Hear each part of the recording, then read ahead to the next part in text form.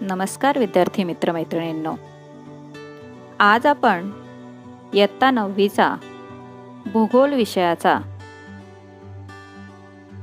दुसरा धडा अंतर्गत हालचाली याविषयी अभ्यास करणार आहोत.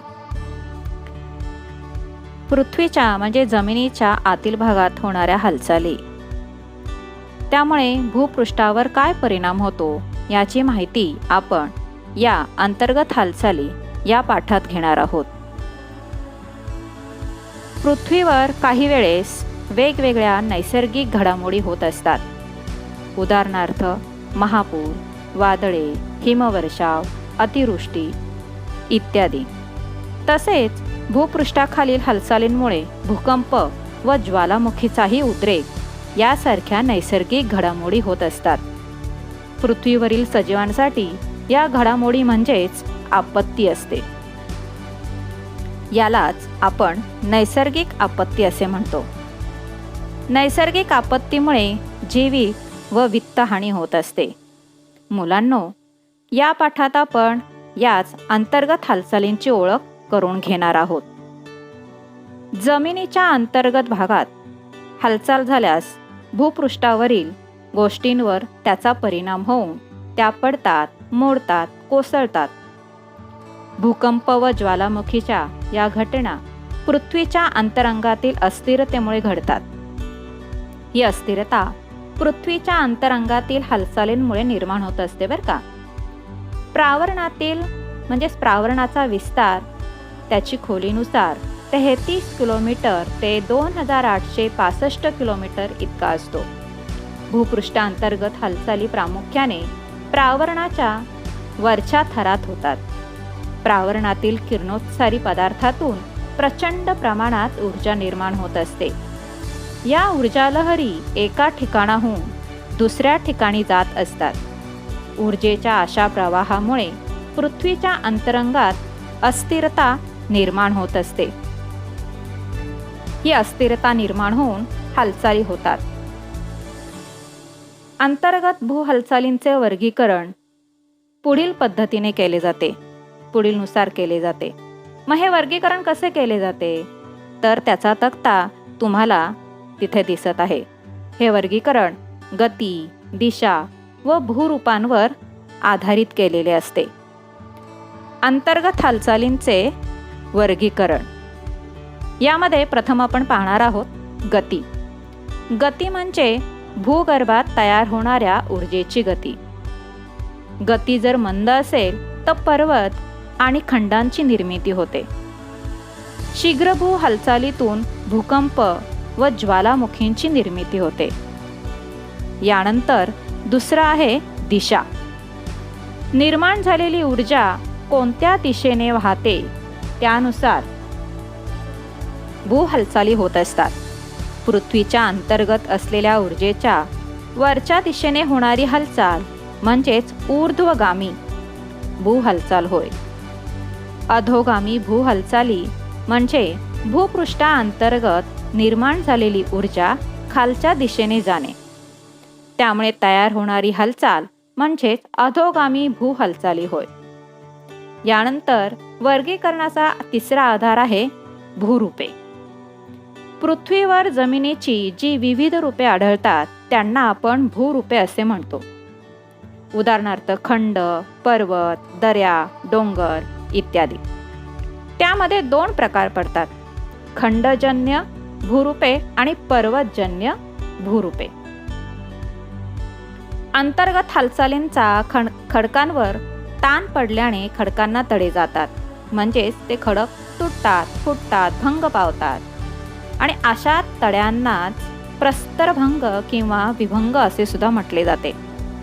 अशा तऱ्हेने अंतर्गत भू हालचालींचे वर्गीकरण आपल्याला करता येते.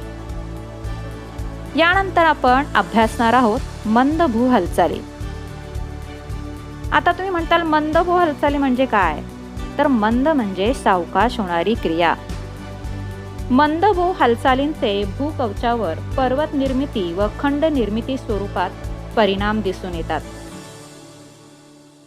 तुम्हाला चित्रामध्ये दिसतच असेल की कशा प्रकारे मंद भू हालचाली होत आहेत. लहरींच्या हालचालींची दिशा दोन प्रकारे असते. एक आहे एकमेकांकडे येणाऱ्या लहरी. या एकमेकांकडे येणाऱ्या लहरी कोणत्या? यातून कठीण खडकावर दाब पडून ते भंग पावतात, तर मृदू खडकावर दाब पडून खडकाला वली किंवा घड्या पडतात. दुसरा आहे एकमेकांविरुद्ध जाणाऱ्या लहरी. यांच्या एकमेकांविरुद्ध दिशेच्या ऊर्जेमुळे खडकावर ताण पडतो. त्यामुळे कठीण खडकांमध्ये प्रस्तरभंग निर्माण होतात आणि मृदू खडकांमध्येही प्रस्तरभंग होतात. यानंतर आपण अभ्यासणार आहोत पर्वत निर्माण करणाऱ्या हालचाली, म्हणजेच त्यामुळे निर्माण होणारे वली पर्वत. बघा या पर्वत निर्माण करणाऱ्या हालचाली ज्या भूपृष्ठाच्या अंतर्गत आपल्या पृथ्वीच्या अंतर्गत भागामध्ये होतात, त्यामुळे पर्वतांची निर्मिती कशी होते, मग त्यातल्या त्यात वली पर्वत कसे निर्माण होतात? पृथ्वीच्या अंतर्गत भागातून ऊर्जेचे वहन होते. या ऊर्जा लहरींमुळे मृदू खडकांच्या थरावर क्षितिज समांतर व एकमेकांच्या दिशेने दाब पडून वळ्या निर्माण होतात. दाब तीव्र असल्यास वळ्या मोठ्या प्रमाणात पडतात व त्यांची गुंतागुंत वाढते. परिणामी पृष्ठभाग उचलला जातो व वली पर्वतांची निर्मिती होते. मग असे वली पर्वत कोणते कोणते निर्माण झाले आहेत? चित्रामध्ये तुम्हाला दिसूनच येतील. हिमालय पर्वत, अरवली पर्वत, रॉकी, अँडीज, आल्प्स हे जगातील प्रमुख वली पर्वत आहेत. आणि अशा प्रकारच्या अनेक वली पर्वतांची उदाहरणे आपल्याला देता येतील. यानंतर आहेत आणखीन एक पर्वत निर्माण होतो, तो म्हणजे गटपर्वत. अंतर्गत हालचालींमुळे क्षितिज समांतर व एकमेकांपासून दूर जाणाऱ्या ऊर्जा लहरी निर्माण होतात. अशा वेळी खडकांवर ताण निर्माण होतो. त्यामुळे खडकांना तडे पडतात आणि हे तडे म्हणजेच काय, तर विभंग म्हणून ओळखले जातात. अशाच प्रकारे कठीण खडकांमध्येही ऊर्जा लहरी एकमेकांकडे आल्याने दाब पडूनही असे विभंग तयार होतात. दोन समांतर विभंगातील भूकवचाचा भाग जेव्हा वर उचलला जातो, लक्षात ठेवा जेव्हा वर उचलला जातो तेव्हा हा उचलला गेलेला भाग ठोकळ्याप्रमाणे दिसतो.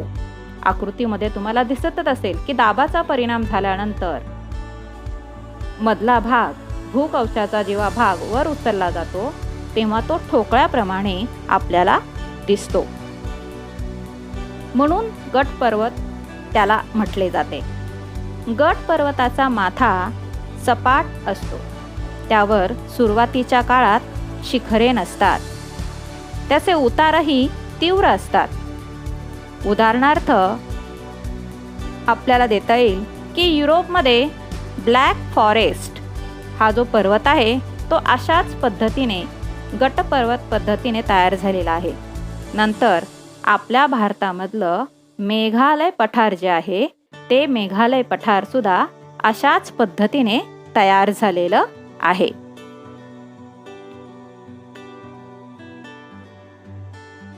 यानंतर आपण अभ्यासणार आहोत खचदरी. कधी कधी भूकवचाला ताण पडून समोरासमोर दोन तडे पडतात. त्या दोन तड्यांदरम्यानचा भूभाग खचतो, खाली खेचला जातो. अशा खचलेला खोलगट भाग म्हणजेच खचदरी होय.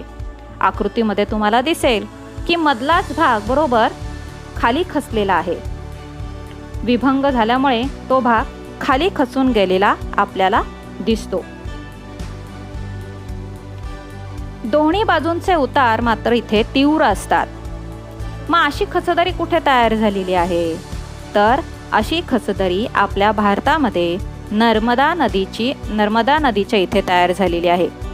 तसेच आफ्रिका खंडातील ग्रेट रिफ्ट व्हॅली आणि युरोपमधील ऱ्हाइन नदीची खचदरी अशाच पद्धतीने आपल्याला तयार झालेली दिसून येते. यानंतर विद्यार्थी मित्रांनो, आपण अगदी शेवटचा छोटासा भाग अभ्यासणार आहोत, तो म्हणजे खंड निर्माणकारी हालचाली. मंद भू हालचाली पृथ्वीच्या केंद्राकडे किंवा पृथ्वीच्या केंद्रापासून भूकवचाच्या दिशेने होतात.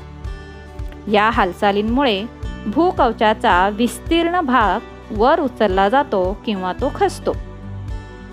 भूकवचाचा भाग समुद्रसपाटीपासून वर उचलला गेल्यामुळे खंडांची निर्मिती होते.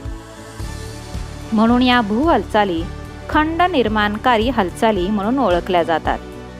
अशा हालचालींमुळे विस्तीर्ण पठारांचीही निर्मिती होऊ शकते. परंतु मूळचा भूभाग खाली खचल्यास तो समुद्रसपाटीच्या खाली जातो. अशा वेळी तो भूभाग सागराच्या पाण्याखाली जाऊन सागर तळाचा एक भाग बनतो. विद्यार्थी मित्रांनो, आत्ताच्या आपण या पाठामध्ये गटपर्वत कसे निर्माण होतात, खचदरी कशी निर्माण होते, वली पर्वत कसे निर्माण होतात आणि पृथ्वीच्या अंतर्गत भागामध्ये मंदभू हालचाली घडून आल्यात, ह्या सगळ्या पर्वतमय रचना निर्माण झालेल्या आपल्याला दिसून येतात. पृथ्वीच्या अंतर्गत भागामध्ये मंद पद्धतीने हालचाली होतात, त्यालाच आपण मंदभू हालचाली असे म्हणतो. तसेच पृथ्वीच्या भूगर्भामध्ये शीघ्रभू हालचाली सुद्धा घडून येतात, याचा अभ्यास आपण पुढील पाठामध्ये करणार आहोत.